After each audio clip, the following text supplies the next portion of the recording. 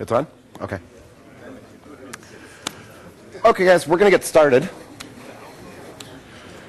So what we're going to be looking at today is event source systems and how event source systems are actually not object-oriented.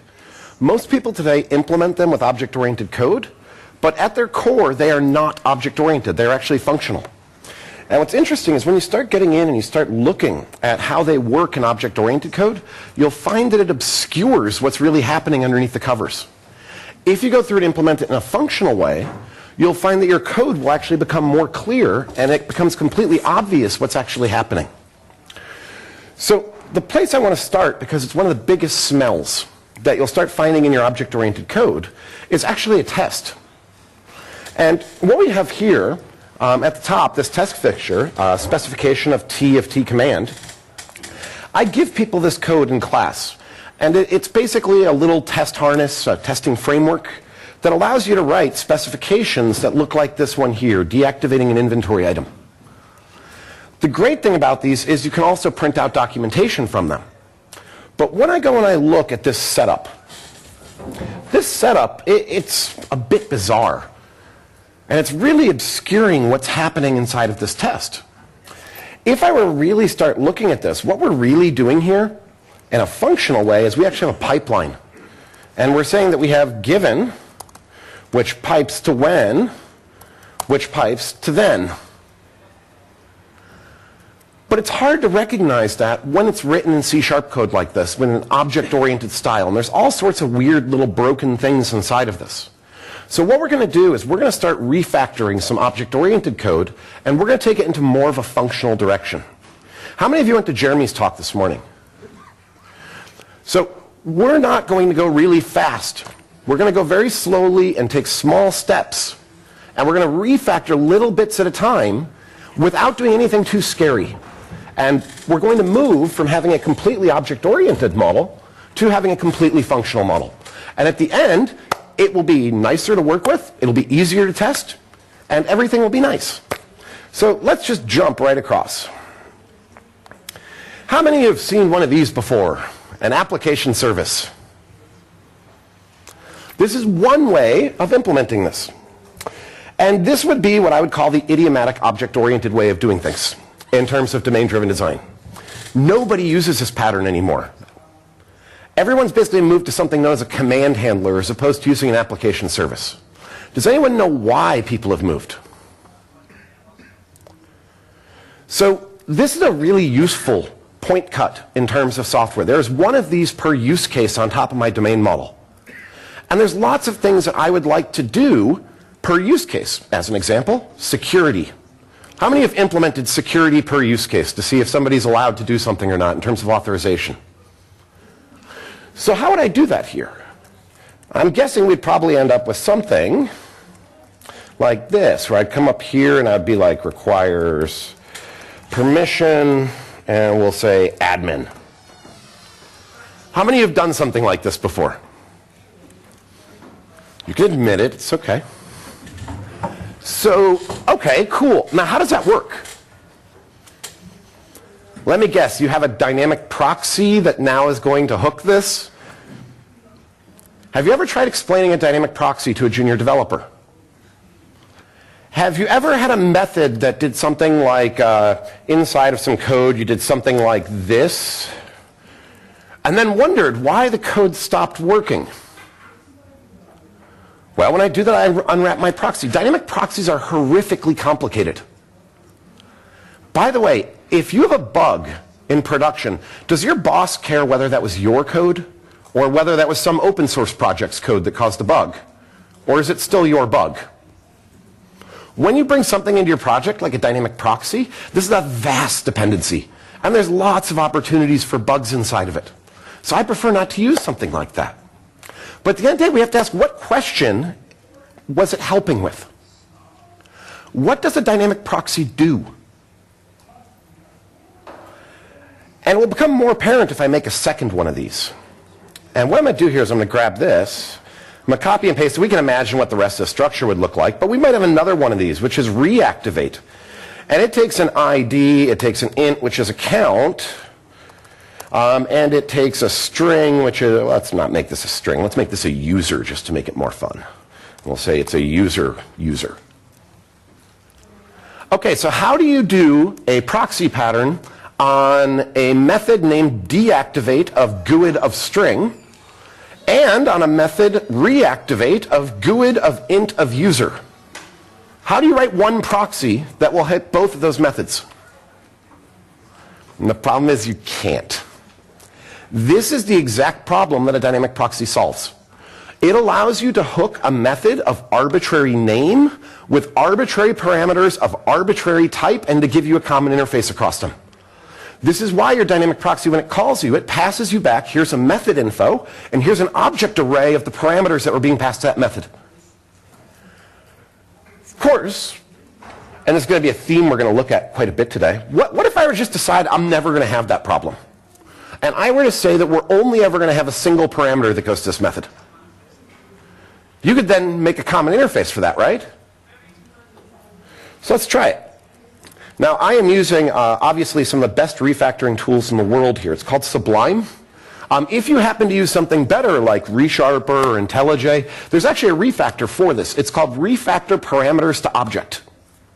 So what I'm going to do is I'm going to use my neat refactoring tools. And I'm going to say this is going to take a deactivate, which is going to be D.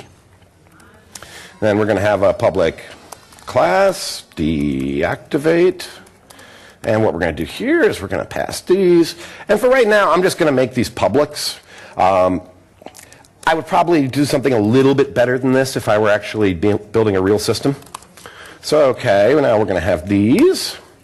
And of course, we're going to have to come up here and we would do like a d.reason, and this would be a d.id. Okay, how many of you think that was a hard refactor?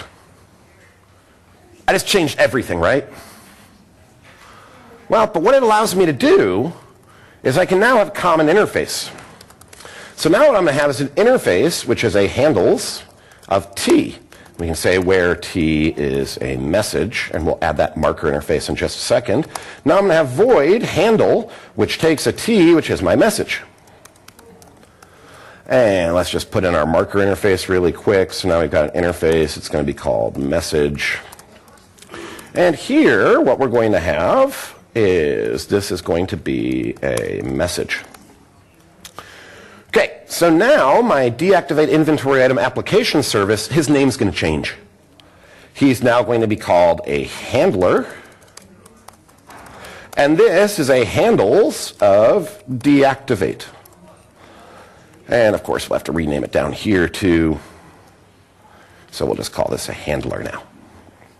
Okay, again, how many of you think this was a hard refactor that we've done? Like we're just playing with things a little bit. We said we're going to pass an object as opposed to passing a group of parameters. But you now have a common interface across all of your application services. All of them. And what this allows me to do is I can now do basic composition across these. Instead of using something like a fancy tool, I could say, for instance, we're going to have a public class. It's going to be a logging handler of T, which is a handles of T. It's going to have a private handles of T, which is going to be underscore next. Then we're going to have a public logging handler, and this is going to take a handles of T, which is the next. And don't you love how often you repeat yourself in C#? And then we're going to say underscore next equals next.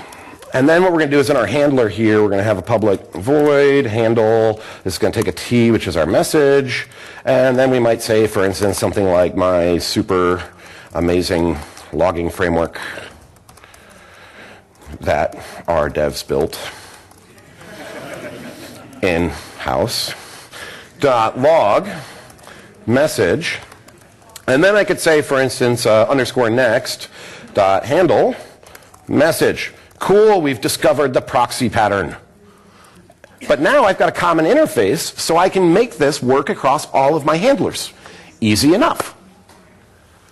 But this interface, handles of T. How many of you work in .NET today? And I know in Java 8 they have this new thing called lambdas that don't support closures, which is an interesting idea. But I'm going to give you a hint. If you are in .NET code and you see an interface that only has one method on it, I want you to ask yourself a question. Does it make any sense at all that I would ever add another method to this interface?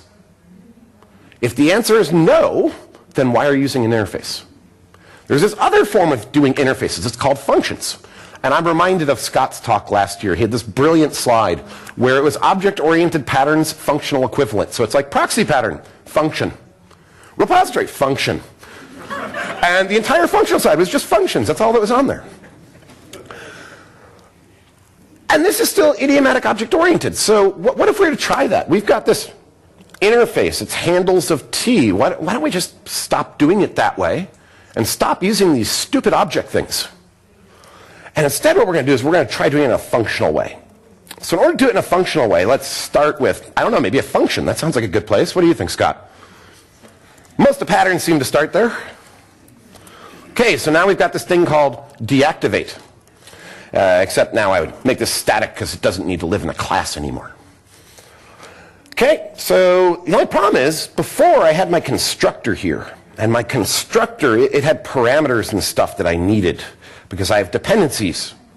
How many of you use container today? Okay, now keep your hands up. How many of you use almost exclusively constructor injection? Why? Because the container makes it easy. Have you ever stopped and thought about what the granularity of those dependencies were? Do they actually match the life cycle of your object? How many have constructor injected something to only use it in one method call? So you've got 20 methods in the class, you only use it inside of one method, but you put it in at the constructor. So I learned another way of doing dependencies. It's been around for a while. It got popular in Fortran to start with. It's called passing parameters to a function. So now I've got my dependencies that are being passed into deactivate. By the way, how many of you think this is scary compared to a constructor? Still relatively simple? Okay, so cool. Now what we're going to do is we're going to have another little refactor here. And I've got a bit of a problem. You see, right now I've lost my common interface again, haven't I?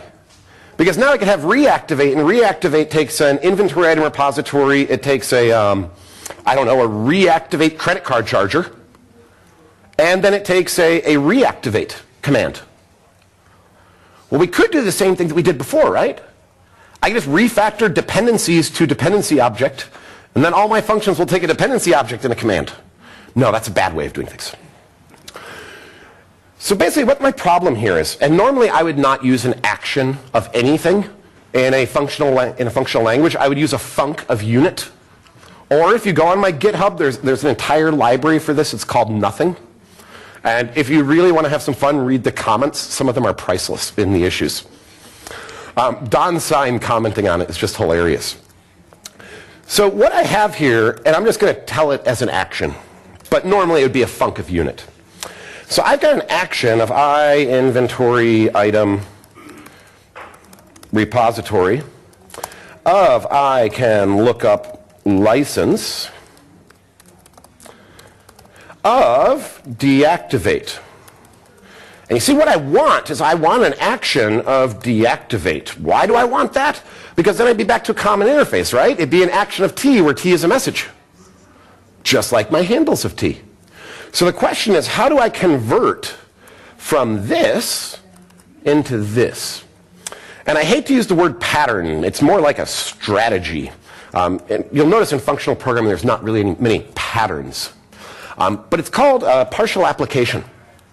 So what I'm going to do now is I'm going to say I've got var handler equals one of those scary lambda expressions. And then we're going to say deactivate with a new Oracle repository. To be fair, I really should call this that can't find TNS names, because that's what always happens when you do that. And we're going to pass a new California lookup service. Then we're going to pass in X. And what this is doing is this is taking a function that has 3 parameters and converting it to a function that now has 1 parameter by closing out 2 of the arguments. In other words, we take a more general function, we close out the arguments, we return a more specific function. Let's just try another example of this really, really quickly. So let's give us some room here. So I'm going to have a int add. It takes an int x and it takes an int y. And it will return x plus y. And how many less characters would I have typed if I did that in F#? It'd be so much easier. So now what I'm going to have is I'm going to say we've got var add 6 equals, again, one of those scary lambda expressions. And we're going to say add x to 6. So now add 6 is a function that always adds 6. And this is the same thing that we're doing here with our function up here. But now I want to change that a little bit really quick. So let's just get rid of this. And I'm just going to talk about a thing. It's going to be called handlers. And what handlers is handlers is just a dictionary of type back to handles of type. And you can imagine, like, when I receive a message, I need to look up the handler for it. So I look it up in this dictionary. So let's just put some spaces here. And let's copy and paste this a couple times. Maybe with the spaces would be better. Okay, so what are some other things we might want to do with some inventory here? Let's see, we said that we're going to have another one here that was reactivate.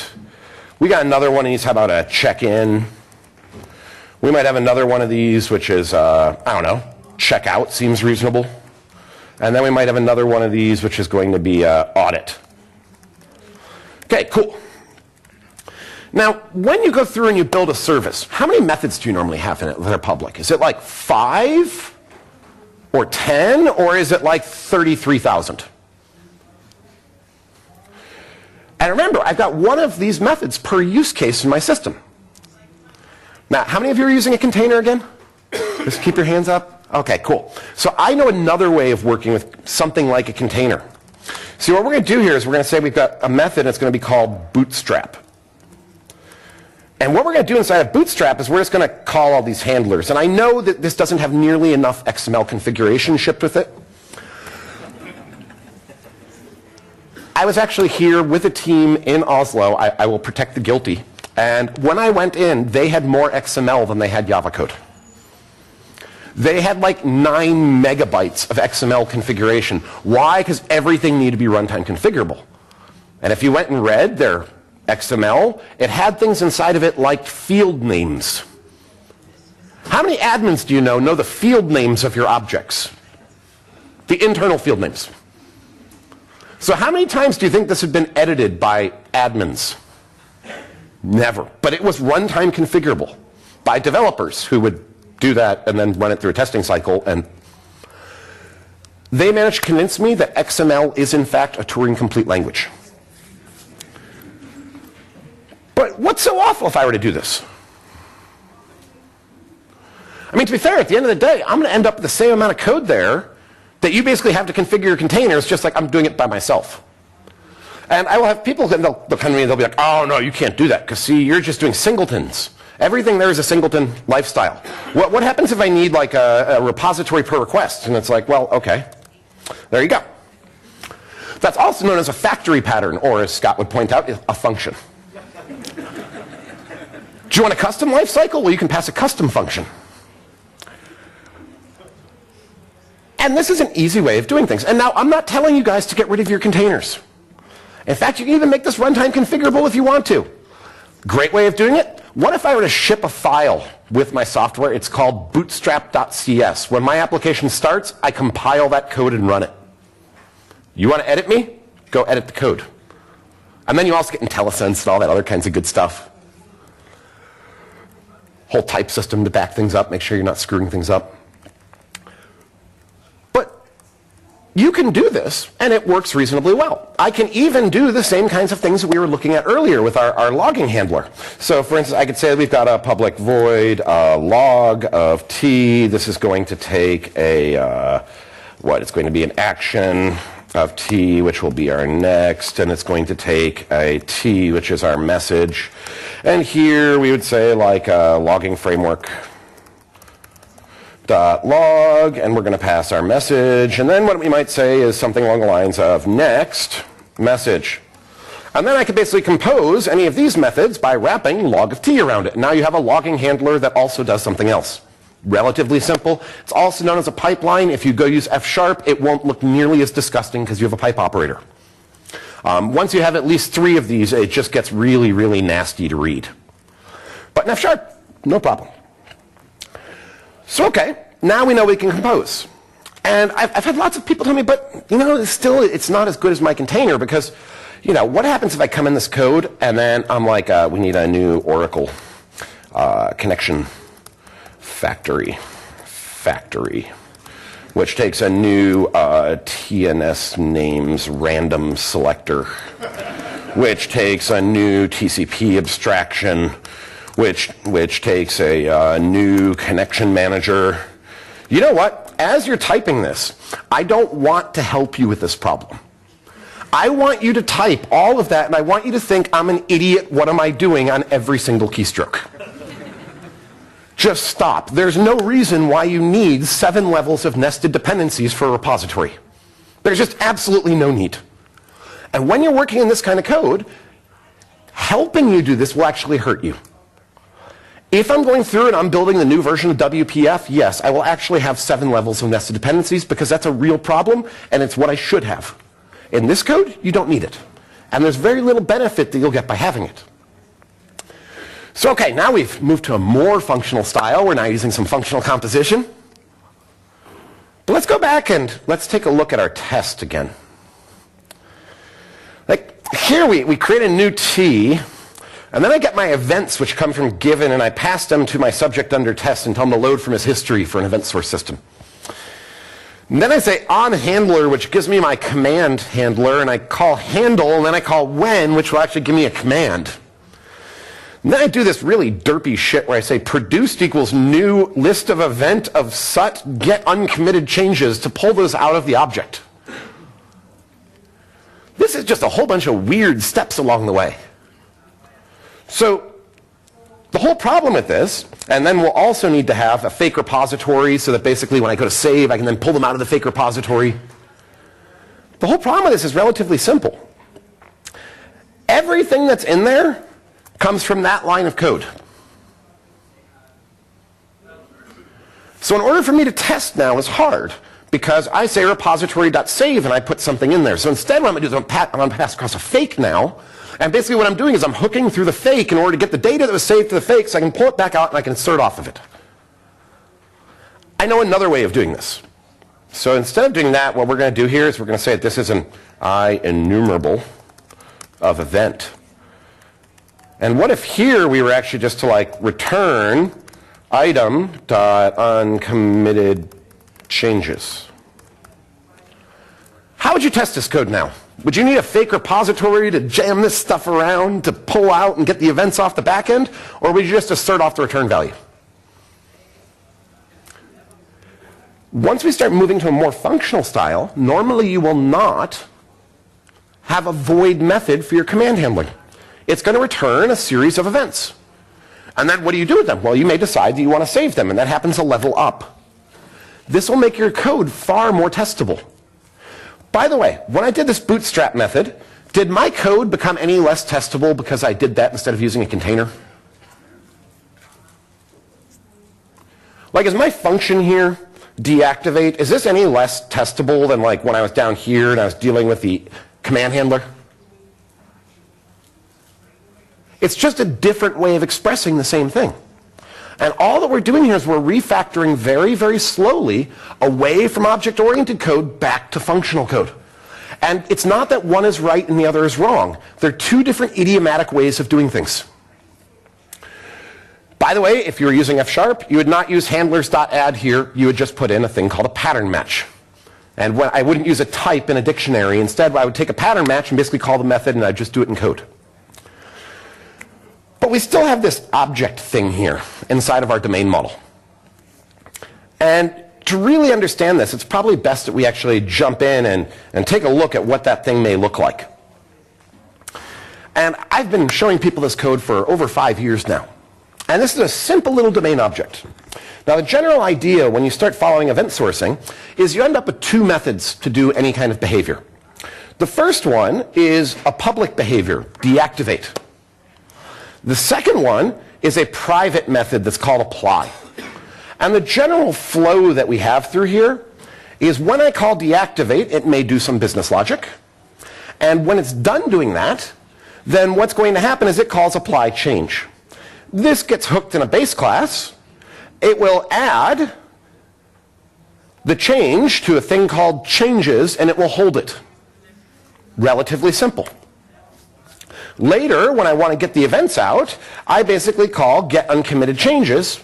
You can actually see where that happens here in the repository. We call get uncommitted changes. But this is like a whole bunch of mutable state, and we're not really buying anything for this.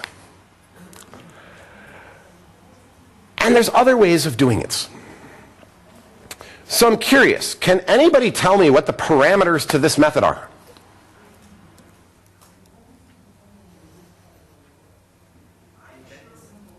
It depends. The events. Well, it takes one event, an inventory item deactivated. Does it have any other parameters? This. Yes, there's actually a hidden parameter here. Yeah, he's hiding. We don't like to talk about him. C# compiler talks about him a lot. And it's actually, if I want to do it properly, it'd be inventory item this. And he returns void because he mutates. Now, another way I could do this, just as a simple thing, I could say, you know what, we're actually going to make him return an inventory item. Why? Because we don't want to mutate stuff.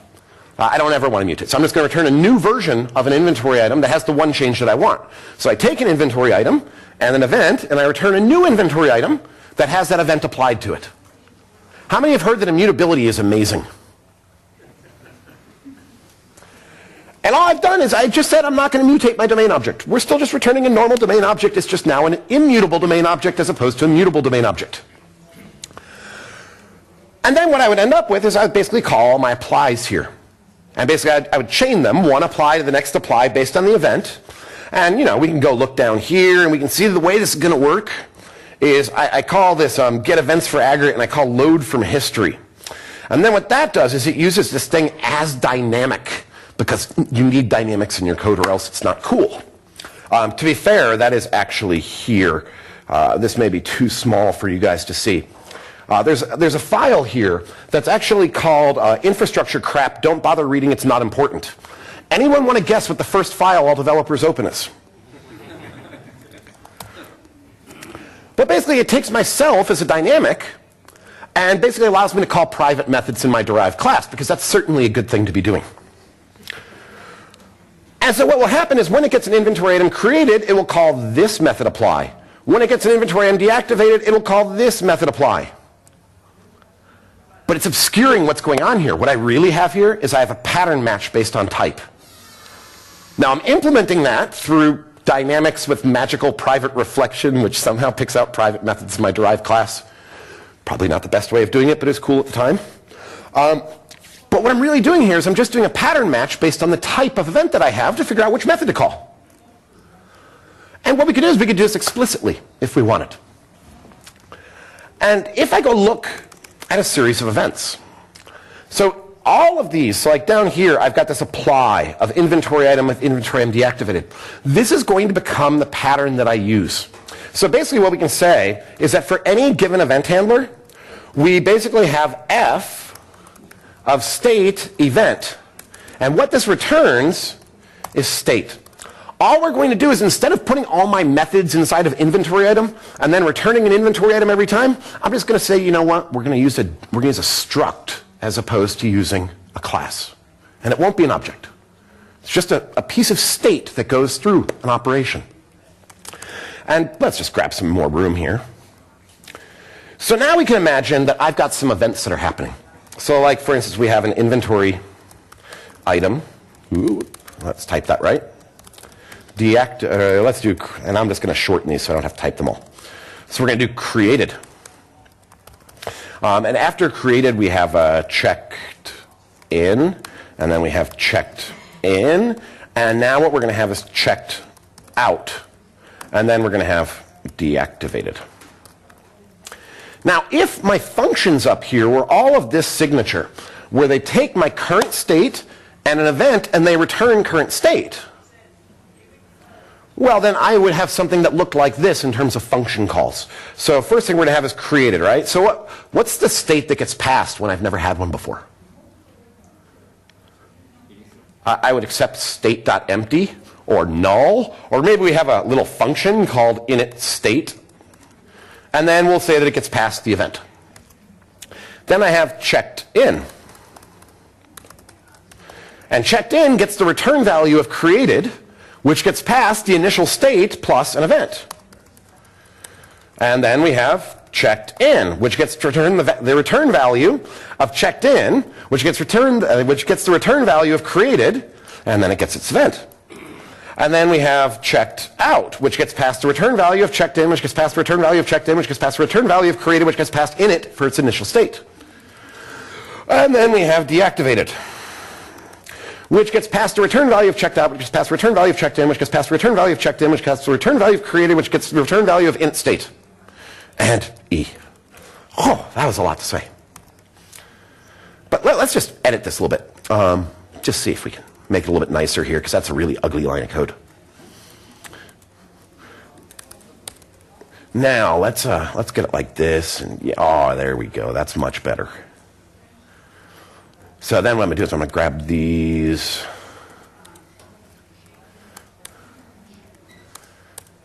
Has anybody seen a pattern that looks like that before? It's a higher order function. It's also known as a left fold. So how do we do this in functional version of event sourcing?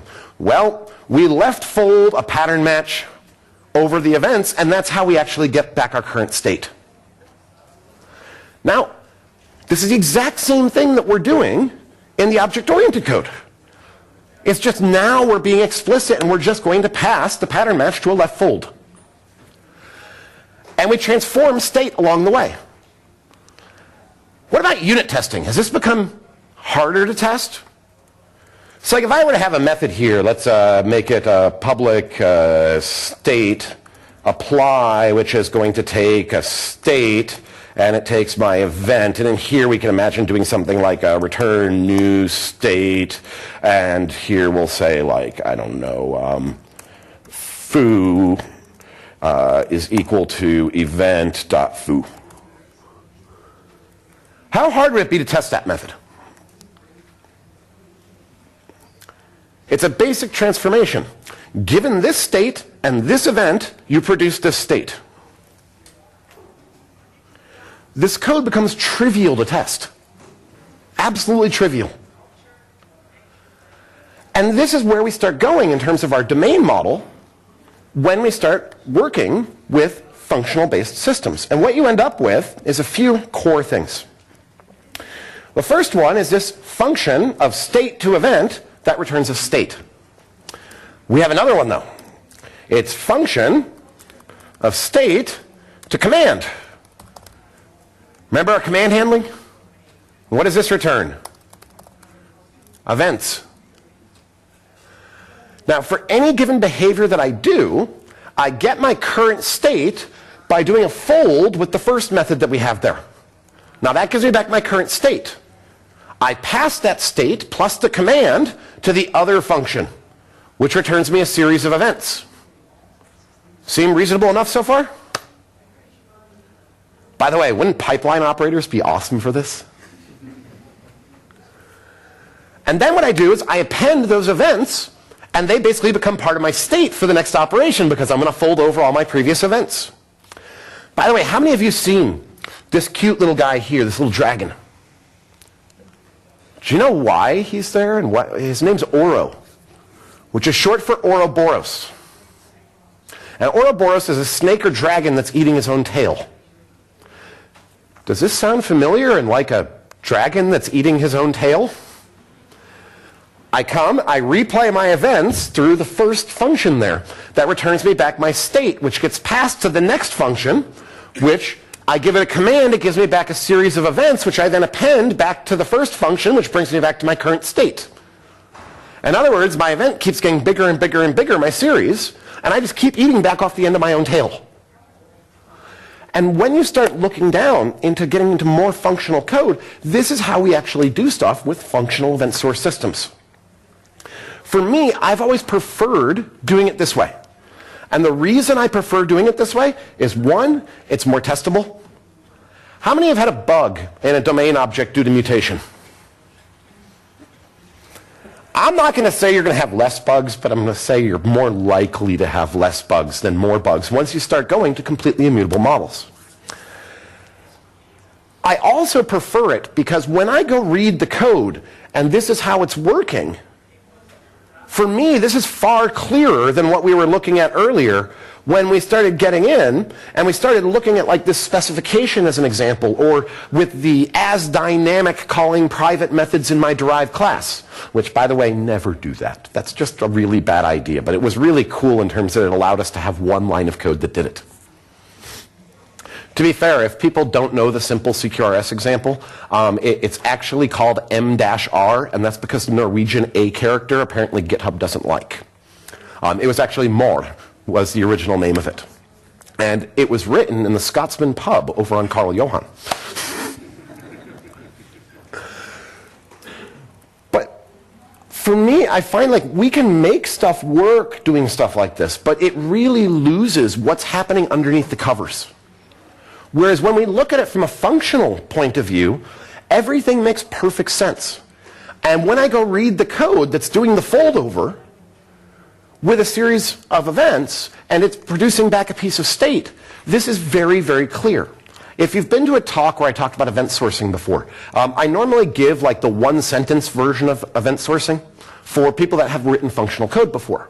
And that is, current state is a left fold over previous behaviors. If you haven't done functional programming before, I also have a 20-minute discussion if you want to go through it. When people start talking about snapshots, and I know snapshots are the most important thing ever. What is a snapshot? A snapshot is a memoization of the fold, nothing more. When we get into event sourcing makes so much more sense when we look at it from a functional perspective.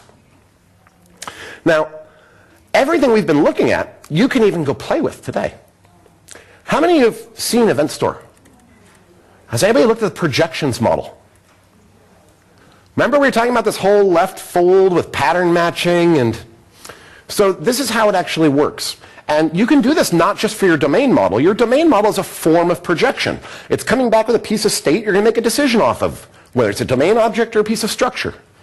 Any time that you take an event stream and you come up with state from it, it's a concept known as a projection.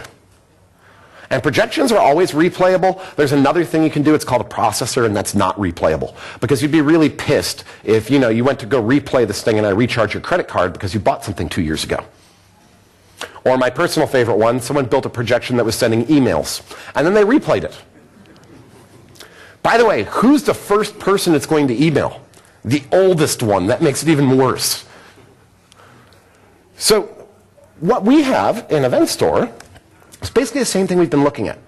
So remember, when I deal with a projection, basically all of our functions are function of state, event, and this goes back and it gives you state.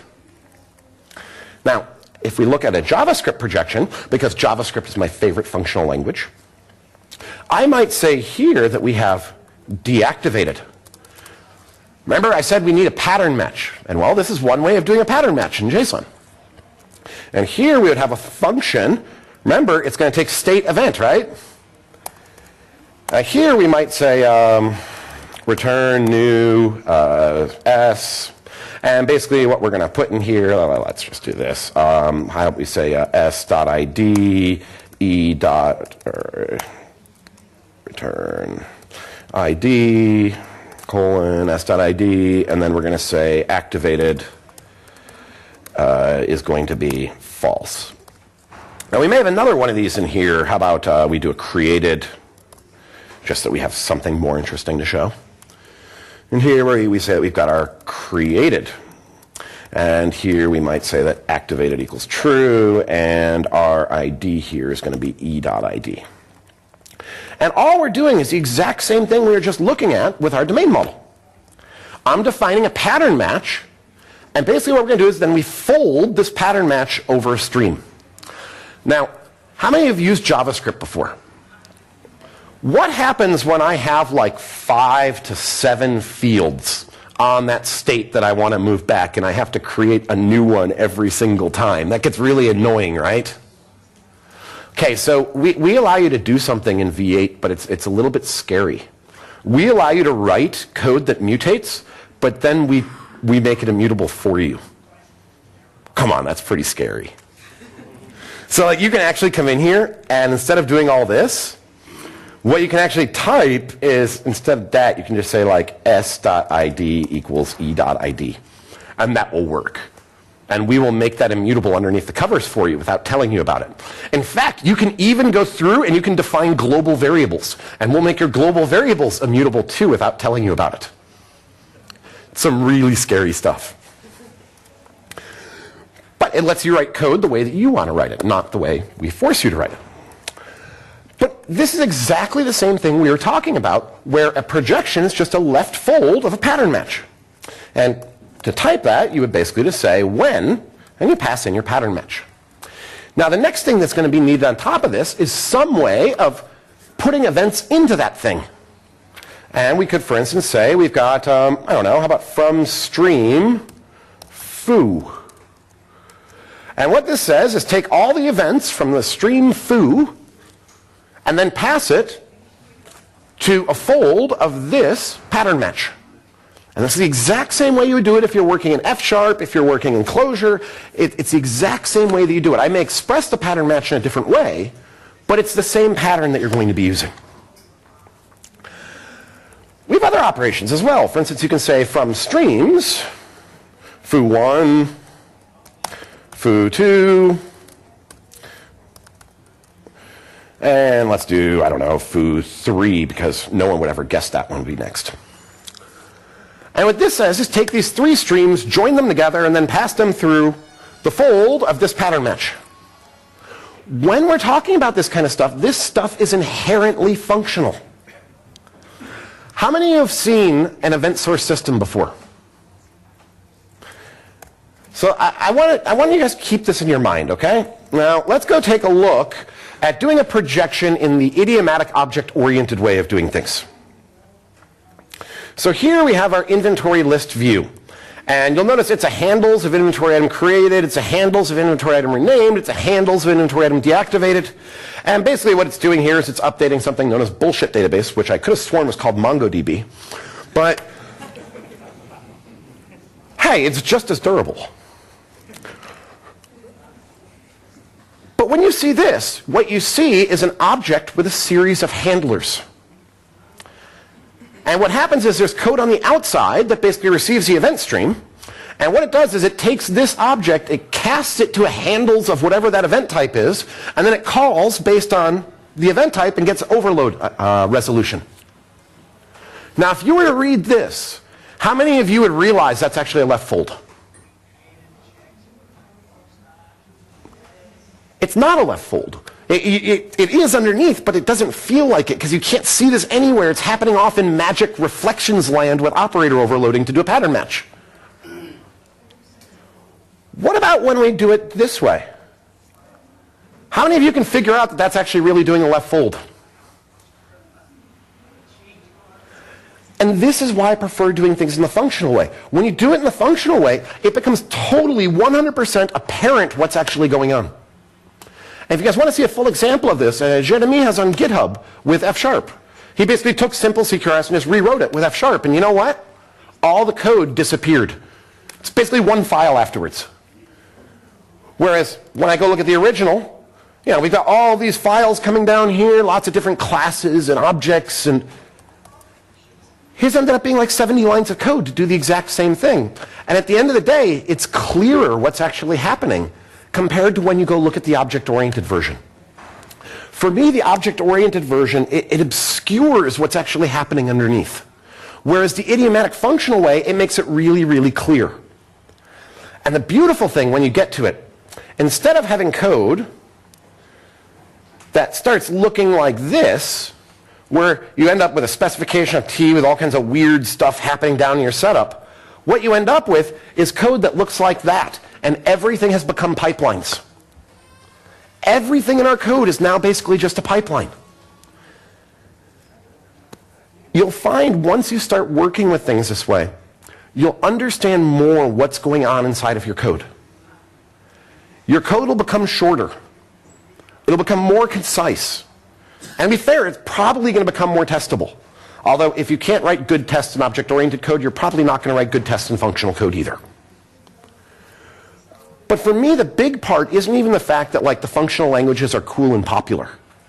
For me, the big part of dealing with this is when I go look at this from a functional perspective, the mental model hits exactly, and there's none of this obscure stuff going on. And to be fair, why would I need a CQRS framework for doing this, or an event sourcing framework? We've basically written all the code associated with this in less than an hour. If you go grab Jeremy's, his example, he's basically got the entirety of the framework already there for you. You know what? It's like 20 lines of code, the entire framework. And if you get to the point where you've got a 20-line of code framework, what's the point of having a framework? Unless you're in JavaScript. In which case, there needs to be a framework. So with that, I will thank you guys for coming. I hope you got to learn something as we go through and actually just do small refactors to this code as opposed to making it something big and different and scary. Just taking small little steps and refactoring towards a functional version. And if anyone has any questions, I know we're in Norway, so this is unlikely. But if anybody has any questions, I think we've got like about 7-8 minutes left.